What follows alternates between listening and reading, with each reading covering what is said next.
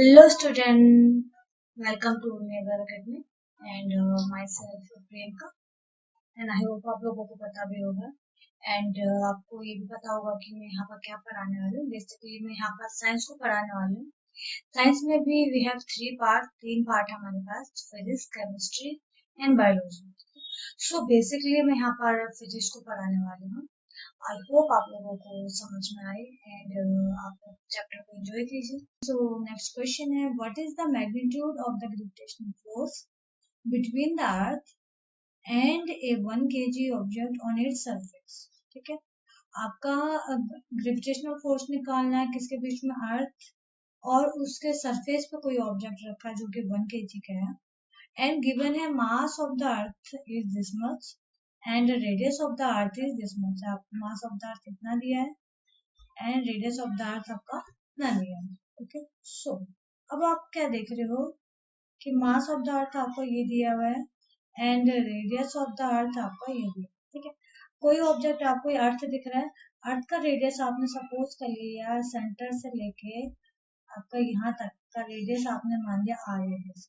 ठीक है, आर है और कोई ऑब्जेक्ट आपने यहाँ रखा। ठीक है, अब आप बोलोगे कि वो ऑब्जेक्ट है आपका यहाँ से नीचे क्यों नहीं गिर रहा है, क्योंकि जो भी आपका ग्रेविटेशनल फोर्स लग रहा है इधर अंदर के साइड को लग रहा है, ना कि नीचे के साइड को लग रहा है। अगर आप ऑब्जेक्ट को चाहे यहाँ रखोगे, चाहे आप ऑब्जेक्ट को यहाँ रखोगे, चाहे आप ऑब्जेक्ट को यहाँ रखोगे, ऑब्जेक्ट को आप कहीं पर भी रखिए, आपका जो ग्रेविटेशनल फोर्स है किधर वर्क करेगा, आपका सेंटर पे ही वर्क करेगा। ठीक है, विद रिस्पेक्ट टू रेडियस कुछ इस तरीके से ये आपस में वर्क करेगा। ये हो गया। नाउ मैं एक पॉइंट ले लेती हूँ, लाइक ए पॉइंट यहाँ पर बात कर लेते हैं। तो यहाँ पर आपका जो मास रखा है इसका कितना रखा आपने, मान लिया ये हो गया m2 और इसका मास हो गया किसका, अर्थ का हो गया m1। ठीक है, m1 कितना है 6 इंटू 10⁻24 ऑफ kg और m2 आपका कितना है, ये आपका है 1 kg। ठीक है, और r कितना आपको गिवन है इसमें 6.4 इंटू 10⁻6 मीटर।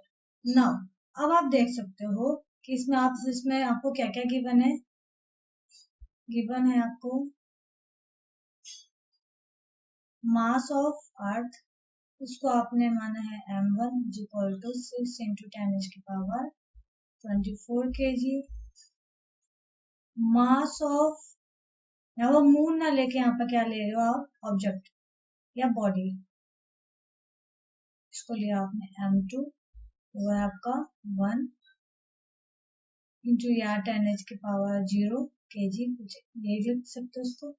और इसमें distance between m1 and m2 r, ये आप लेते हो d इज इक्वल टू, ये है 6.4 इंटू 10⁻6 मीटर और d की जगह पे क्या है, यहाँ पर r है, बस ये अंतर है, बाकी क्वेश्चन आपका सेम टू सेम। तो अब आप निकाल लीजिए इसके बीच में फोर्स। ठीक है, तो क्या आएगा, ग्रेविटेशनल फोर्स, फोर्स बिटवीन, इसके बिटवीन में अर्थ एंड ऑब्जेक्ट के बीच में, हाँ क्या आएगा, F is equal to G m1 m2 upon d square या G m1 m2 upon r square, ये लिखोगे। अब इसमें वैल्यूज को आप रख दीजिए। एंड स्टूडेंट इसमें वैल्यूज रखने की क्यों जरूरत है, क्योंकि पूछा गया मैग्नीट्यूड कि वैल्यू कितना आएगा, तो निकाल दीजिए। F इज इक्वल टू जी की वैल्यू कितनी होती है 6.67 इंटू 10⁻⁻11 न्यूटन मीटर स्क्वायर और पर केजी स्क्वायर, ये था, इंटू m1 कितना है 6 इंटू 10⁻24 kg इंटू m2 कितना है 1 kg अपॉन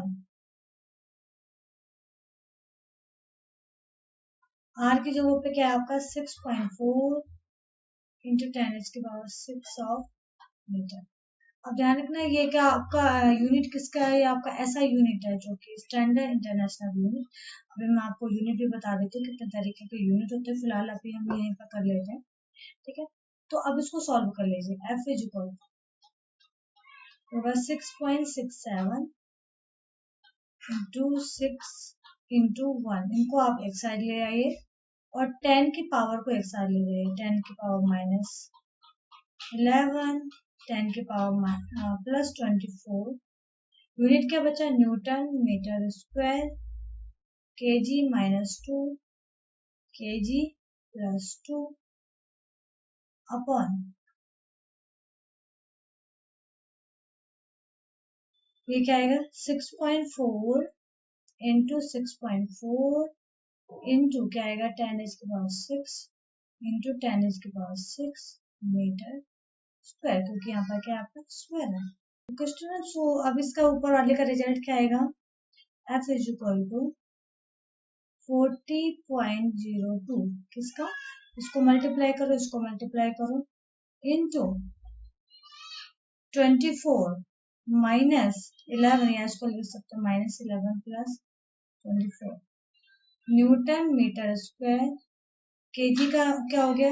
पावर क्या हो जाएंगे? ऐड हो जाएंगे, -2 +2 इस तरीके से आ जाएगा अपॉन इसका कितना आएगा? Approx 40.96 into 10⁻6 +6 metre square. And अब रिजल्ट क्या आ जाएगा? एफ इज इक्वल टू, इसको इसके डिवाइड में लेके जाइए, क्या आएगा 0.977 इंटू यहाँ क्या बचा 10⁻⁻, प्लस का 13 क्योंकि प्लस का 24 ज्यादा है, और ये क्या हो जाएगा माइनस का 2 प्लस का 2 कितना हो जाता है 0। तो ये केजी क्या हो गया आपका 0 न्यूटन मीटर स्क्वायर। और इसको भी मैं ऊपर लेके जाती हूँ क्योंकि ये इससे ये डिवाइड हो गया। ये ऊपर कितना आएगा 10⁻6 + 6 12, तो माइनस का 12 मीटर। ये नीचे था +2, ऊपर हो जाएगा -2। ठीक है, एंड अब आप उसको सॉल्व कीजिए, कितना आएगा 0.977 इंटू, अब ये पावर ले आइए एक साथ 10⁻13 माइनस का 12 न्यूटन मीटर। अब यहाँ पर बेस सेम में पावर क्या हो जाएगा? ऐड हो जाएगा 2 -2। ठीक है, तो कितना आ जाएगा 0.977 इंटू 10⁻13 में से 12 हो गया 1 और 2 -2 0, तो न्यूटन। ठीक है, आप इस तरीके से लिख सकते हो। तो फाइनली इसमें फोर्स कितना आएगा? फाइनल जो फोर्स आएगा ये 10⁻1 क्या आएगा 10, 10 को इसके साथ मल्टीप्लाई करोगे तो फोर्स कितना आएगा? Force is equal to 9.77 newton. ये आपका बेटा क्या आ गया? Magnitude of force. देखो कुछ भी नहीं है, आपको फॉर्मूलाज को रखना है, वैल्यूज को रखना है, एंड आपको फोर्स ऑटोमेटिक आ जाएगा। So student, next question है, the earth and the moon are attracted to each other by gravitational force. Does the earth attract the moon with their force that is greater or smaller or the same as the force with which the moon attract the earth, and why? Means आपका अर्थ क्या कर रहा है? Moon को अपनी ओर खींच रहा है। क्वेश्चन पूछा गया क्या सिमिलरली मून और अर्थ के बीच में जो फोर्स लग रहा है, या अर्थ मून पे जितना फोर्स लगा रहा है मून भी उतना ही अर्थ पे फोर्स लगा रहा है, ये क्वेश्चन पूछा गया। ठीक है, सो बेसिकली आपको पता है कि आपने जो अर्थ का मास ले लिया m1 ले लिया, मून का मास ले लिया आपने m2। ठीक है, तो ले लीजिए suppose distance between two masses m1 and m2 are, ठीक, दो मास लिए m1 and m2 आगे, वेर m1 को ले लिया आपने mass of the earth, m2 को ले लिया आपने मास ऑफ द मून। तो इसके बीच में जो फोर्स लगेगा वो क्या लगेगा? F is equal to G m1 m2 upon d²। ठीक है, एंड पॉइंट ये आता है कि अगर आपका earth F E means force by earth, वो कितना आ रहा है आपका जी m1 m2, ठीक है। एंड फोर्स बाय मून, उसको आपने मान लिया जी m2 m1, लाइक आपने कुछ इस तरीके से मान लिया, तो दोनों के दोनों क्या आपके इक्वल है, देख सकते हो दोनों के दोनों क्या लग रहा है, इक्वल लग रहा है। तो एफ ई और एफ एम दोनों क्या आएंगे, इक्वल होगा। बट ये क्या आपका मैग्नीट्यूड, मैग्नीट्यूड का मीनिंग समझ में आता है स्टूडेंट आपको? Magnitude means positive value, like as के अगर आपको फोर्स माइनस भी आ रहा है तो उसको भी हमने पॉजिटिव लेके चलना है, यहाँ पर उसको हम मैग्नीट्यूड एज्यूम करेंगे, उसका magnitude. But direction are different, are different कैसे? लाइक एज कि आपने एज्यूम कर लिया यहाँ पर, ये हो गया आपका अर्थ, ये हो गया आपका मून, ठीक है, अर्थ और ये मून। अर्थ मून को अपनी ओर खींच रहा है, खींचेगा तो कुछ इस तरीके से खींचेगा, इस डायरेक्शन। मून अर्थ को किस डायरेक्शन में खींचेगा, इस डायरेक्शन में खींचेगा। तो इस वजह से बोल रहा है डायरेक्शन आर डिफरेंट है। बट दोनों के बीच का डिस्टेंस क्या है, सेम है, मास भी क्या आपका सेम है, तो आपका वैल्यू तो चेंज नहीं होगी, लेकिन डायरेक्शन क्या हो जाएगा आपका, चेंज हो जाएगा। हेलो स्टूडेंट्स, सो आपका मोस्ट इम्पोर्टेंट टॉपिक है ये आपका फ्री फॉल, ठीक है। फ्री फॉल को इंट्रोड्यूस कराने से पहले आपको आई गेस की चैप्टर पहले का आपका जो लॉ ऑफ मोशन है वहां पर आपको 3 क्वेश्चंस बताए गए थे, ठीक है। 3 क्वेश्चन आपको क्या गिवन था, फर्स्ट क्वेश्चन था आपका v equal to u plus 80, ठीक है। फिर क्या था आपका s equal to ut plus half 80 square, फिर था आपका v square is equal to u square plus 2as, ठीक है। एंड यहाँ पे u v a n s ये बेसिकली आपका क्या है, ठीक है। सो वेयर आपका u v, where u v a s and t are initial velocity, भी एक्सप्लेन करते हैं initial velocity,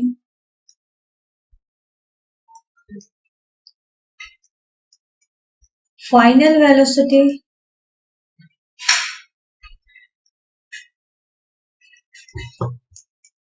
acceleration,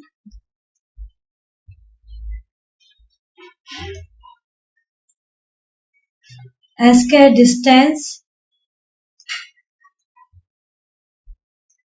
and time, ठीक है। अब इसको कैसे समझेंगे हम, A B and A S और टी क्या है, टी तो आपको पता है, लाइक कैसे आपको ये डायग्राम दिख रहा है, यहाँ पर से बॉल ऊपर से नीचे गिर रही है, ठीक है। इसकी हाइट आपने सपोज कर लिया कि इसकी हाइट हो गई h, ठीक है। s या h दोनों आपका इक्वली आएगा, हाइट के केस में लोगे तो आप इसमें h लोगे, ओके। तो आप एस लो या एच लो, बट एस में तब लूंगी जब आपका जो मोशन होगा कुछ इस तरीके से, इस तरीके से अगर आपकी बॉडी जाएगी, अगर ऐसे जाती तो मैं वहां पे एच ले लूँ। तो टोटल जो हाइट है इसकी आपने एज्यूम कर लेगी एच हाइट पे, ओके। नाउ अब क्या है कि आपकी बॉल ऊपर से नीचे गिर रही है, ऊपर से नीचे गिर रही है, तो यहाँ पर जो वेलोसिटी काम करेगा, यहाँ करेगा इनिशियल वेलोसिटी, इनिशियल वेलोसिटी, जो कि होगा आपका u, ध्यान से देखना, यहाँ पर आपका इनिशियल वेलोसिटी वर्क करेगा। लेकिन लेट सपोज कि आपका कोई ऑब्जेक्ट यहाँ पर है, ठीक है। यहाँ पर आपका इसको मैं पॉइंट मान लो, लाइक है ये ए पॉइंट है, ये बी पॉइंट है और ये सी पॉइंट है। तो यहाँ पर जैसे आपका ऑब्जेक्ट आएगा तो अब आप क्या देखते हो कि इस पॉइंट पे जो आपका क्या हो गया, फाइनल वेलोसिटी मिल गया, ठीक है।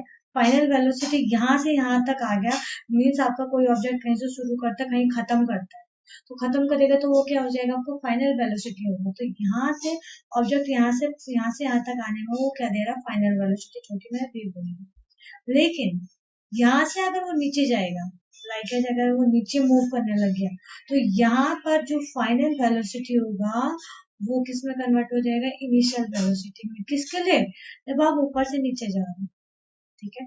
यहाँ तक आते आते तो v ही है, लेकिन ये यहाँ से नीचे आएगा तो v किस में कन्वर्ट हो जाएगा, u, तो u आप यहाँ v ही लोगे।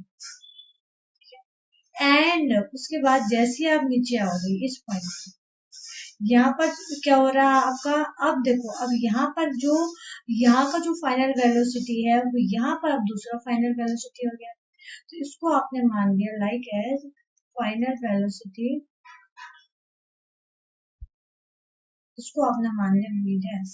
यहाँ पर आपका फाइनल वेलोसिटी अलग होगा, ये वाला फाइनल वेलोसिटी नहीं होगा। आई होप आप लोगों को समझ में आ गया होगा कि किस तरीके से इनिशियल वेलोसिटी, किस तरीके से फाइनल वेलोसिटी को कंसीडर करना है, ठीक है। ये चीजें तो आप ऑलरेडी पढ़ चुके हो, मैंने जस्ट आपको इंट्रोडक्शन दिया है। एंड टी की बात कर लेते हैं हम। यहाँ पर लाइक है, आपकी बॉडी यहाँ से गिर रही है, तो यहाँ क्या होगा, आपका टाइम 0 सेकेंड का होगा।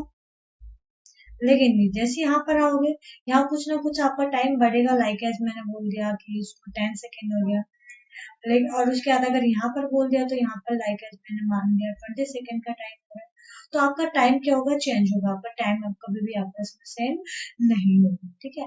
एंड टाइम आपका प्रोसेस होगा तो टाइम भी ऑटोमेटिक क्या होगा, बढ़ता चलेगा, ठीक है। सो स्टूडेंट, आप देख रहे हो कि किस तरीके से ये बॉल ऊपर से नीचे गई है।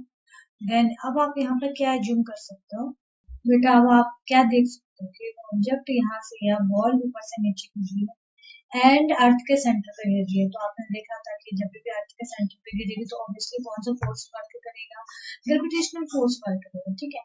प्लस आपके और दूसरी बात करी थी हमने जिसमें ग्रेविटी या एक्सेलरेशन, एक्सेलरेशन का कॉन्सेप्ट मैंने बताया था, बट मैंने आपको वाला बताया था कि अगर आपका लीनियर मोशन में आ रहा है, लाइक कि आपका कुछ इस तरीके से बॉडी यहाँ से यहाँ तक जा रही है, तब आपने एक्सेलरेशन क्या दिया था यहाँ पर, ए एक्सेलरेशन। लेकिन अगर आपकी बॉडी इस तरीके से ऊपर से नीचे जाएगी, ठीक है, तो वहां पर आप एक्सेलरेशन लोगे जी, ठीक है। तो ए और जी में बहुत डिफरेंस है। ए क्या लीनियर एक्सेलरेशन है, जी क्या आपका ग्रेविटेशनल एक्सेलरेशन, ग्रेविटी की वजह से जो एक्सेलरेशन बन रहा है उसको बोला है ग्रेविटेशनल एक्सेलरेशन। तो अब आप क्या देखते हो कि यहाँ पर जो नीचे जो फोर्स लग रहा है, सबसे पहले एक तो कौन सा फोर्स लगेगा, ग्रेविटेशनल फोर्स लगेगा, इसको मैंने ले लिया F of G, F of G के ग्रेविटेशनल फोर्स। दूसरा यहाँ पर जो फोर्स लगेगा यहाँ पर, उसको मान लिया आपने F of G, F of small G क्या आपका फोर्स ड्यू टू एक्सेलरेशन, ठीक है। और कौन सा एक्सेलरेशन हो जाएगा आपका, ग्रेविटेशनल एक्सेलरेशन, ओके। सो तो सबसे पहले आपका क्या आएगा, लाइक इस यहाँ पर आपने इसका मास मान दिया m2 और यहाँ पर जो अर्थ का मास हो गया m, तो आप इसमें दे सकते हो suppose mass of object and earth are m2 and m1 respectively. दोनों का जो मास हो गया, क्या हो गया आपका, m1 है m2 हो गया, ठीक है। तो अब आप यहाँ पर से निकाल सकते हो gravitational acceleration, gravitational acceleration, okay. So अब इस केस में ग्रेविटेशनल एक्सेलरेशन आपका कितना आएगा, f is equal to g of m1 m2। अब इसका यहाँ से यहाँ तक आपका डिस्टेंस क्या आपका h है, तो यहाँ पर मैं ले लेती हूँ h स्क्वायर या d स्क्वायर, जो आप लेते हो जी m1 m2 d स्क्वायर, या अगर आपका अर्थ के सरफेस से गिर रहा है तो इसको ले लो G m1 m2 upon R square, ठीक है। आर क्या हुआ, आर क्या हो जाएगा, where R is radius of the earth, radius of the earth. ये आपको मैंने आर क्यों लिया? आज मैंने इसमें एज्यूम करा कि सपोज कि जो अर्थ है, अर्थ का सरफेस बाहर बाहर से अंदर गिर बॉल, तो वहां पर आपने जो रेडियस लेना है, जैसे आपने पहले वाले टॉपिक में पढ़ा था कि आपने ऑब्जेक्ट कहाँ रखा है, सरफेस पे रखा है, ठीक है। तो उस केस में आपने क्या निकाला था, ग्रेविटेशनल फोर्स को कैलकुलेट किया। तो यहाँ पर भी आप सरफेस से आप कैलकुलेट कर सकते हैं। फर्स्ट एक्सप्रेशन तो आपका ये बना है, तो मैं ये वाला रिजल्ट अभी लेके चलूंगी। दूसरा, force due to gravitational acceleration, क्योंकि आपको दोनों के दोनों से वर्क करेंगे। Force due to gravitational acceleration क्या आएगा? आपने फोर्स पढ़ा था न्यूटन्स लॉ, उसमें आपने देखा था m इंटू ए, क्या आएगा? मास इंटू एक्सेलरेशन, ठीक है। एक्सेलरेशन यहाँ पर नॉर्मली आपने पढ़ा है m इंटू ए पढ़ा है, लेकिन यहाँ ए की जगह क्या रिप्लेस हो जाएगा? जी, ठीक है। तो अब आपका क्या हो जाएगा? Force is equal to m into G. ये हो गया आपका एक्सप्रेशन, इक्वेशन। एंड ये दोनों के दोनों फोर्स किस पे लग रहे हैं? बॉल पे ही लग रहे हैं। तो दोनों के दोनों फोर्स, इसको आपने मान लिया F1, इसको आपने मान लिया F2। दोनों के दोनों फोर्स क्या हो जाएंगे? आपके इक्वल फोर्स होंगे। अब आप बोल सकते हो कि F1 और F2 दोनों इक्वल है। क्यों? क्योंकि both are acting at ball. दोनों के दोनों किस पे लग रहे हैं? बॉल पे ही लग रहे हैं, इसलिए दोनों के दोनों क्या हो जाएंगे? इक्वल हो जाएंगे, ठीक है। अब देखो, यहाँ F इज इक्वल टू कौन सा मास लगेगा? बॉल का मास लगेगा, तो यहाँ पे ले लिया मैंने M2, ठीक है। तो अब आप लगा दीजिए। फर्स्ट F1 क्या आपका? G of M1 M2 upon R square is equal to F2 कितना है आपका? M2 of G। M2 से देखिए M2 कैंसिल हो गया, तो रिजल्ट क्या बचा आपका? G इज इक्वल टू क्या आएगा? G is equal to G M1 upon square, या आप इसको ले लीजिए G capital M upon square. Most important आपका रिजल्ट मिलेगा, ठीक है। कुछ नहीं था, हमने केवल बता दिया कि बॉल पर दो तरीके के फोर्स लग रहे हैं, और फोर्स को मैंने इक्वल कर दिया। तो इक्वल करने के बाद मेरा ग्रेविटेशनल एक्सेलरेशन जो कि G है वो हमने निकाल दिया। अब इसका निकालने का रीजन क्या है कि अर्थ में कितना ग्रेविटेशनल एक्सेलरेशन वर्क करता है, वो हमें आगे कैलकुलेट करना पड़ेगा, ठीक है, क्योंकि अभी यहाँ पर आपका टॉपिक कंप्लीट नहीं होता है। सो स्टूडेंट, हमने जी की वैल्यू जो कैलकुलेट करा था प्रीवियस लेक्चर में या प्रीवियस टॉपिक में, वो था आपका G is equal to G M upon R square. So student, हम अर्थ के केस में जी की वैल्यू को कैलकुलेट कर सकते हैं। पहले तो हम फॉर्मूला ले लेते हैं। फॉर्मूला क्या था? G M upon R square, ठीक है। And in case of earth, ठीक है, इन अर्थ, तो आप क्या ले सकते हो? Mass of earth. अर्थ में आपका, धरती में आपका मास कितना होता है? उसको ले लिया आपने एम ऑफ ए, ये होता है 6 इंटू 10 की पावर 24 kg, ठीक है। And radius of the earth, radius of the earth, ये कितना होता है आपका? 6.4 इंटू 10⁶ मीटर, ठीक है। तो ये आपका रेडियस ऑफ अर्थ है। एंड ग्रेविटेशनल कांस्टेंट, ग्रेविटेशनल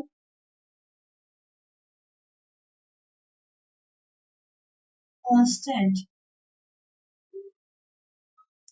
जी की, कैपिटल जी की वैल्यू होती है कितना? 6.67 इंटू 10 जिसके बाद -11 न्यूटन मीटर स्क्वायर पर केजी स्क्वायर, आपकी वैल्यूज आपके आती है, रख दीजिए ये वैल्यूज यहाँ जी में, ठीक है। तो रख दीजिए जी इक्वल टू कितना आएगा, जी 6.67 इंटू 10⁻11 न्यूटन मीटर स्क्वायर पर केजी स्क्वायर को ले सकते हो माइनस का केजी -2 इंटू एम क्या है, मास ऑफ द अर्थ, तो यहाँ ले लीजिए एम ई, ठीक है। तो ये कितना आएगा 6 इंटू 10⁻24 केजी अपॉन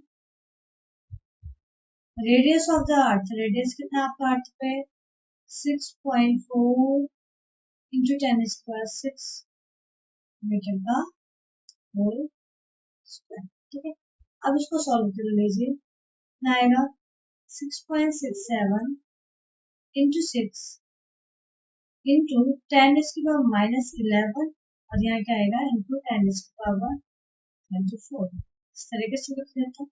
और ये क्या आएगा newton metre square, okay, kg -2 और यहाँ क्या आ जाएगा आपका केजी, एक बार सिंगल वन है तो मैंने यहाँ +1 ले लिया,